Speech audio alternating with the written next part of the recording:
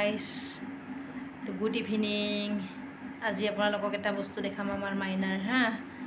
তো আজি আমাৰ মাইনাৰ এক্সামৰ বহীবিলাক দিছে, এয়া আপোনালোকক দেখাম।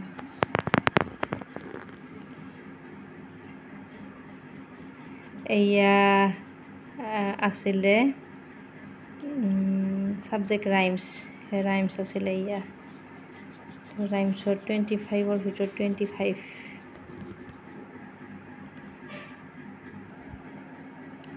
এয়া এইটো হৈছে ছাবজেক্ট মেথামেটিক্সত 25ৰ ভিতৰত 25।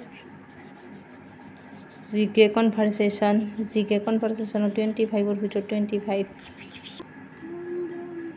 এয়া ইংলিছত 25ৰ ভিতৰত 25। কিন্তু দুখৰ বিষয় কালাৰিঙত ইমান ভাল নহ'লে 25ৰ ভিতৰত 19।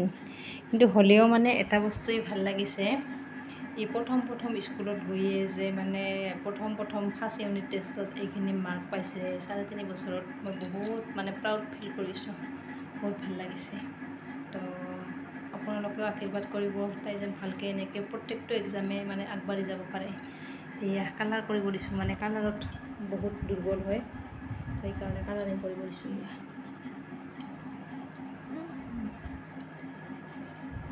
হাই।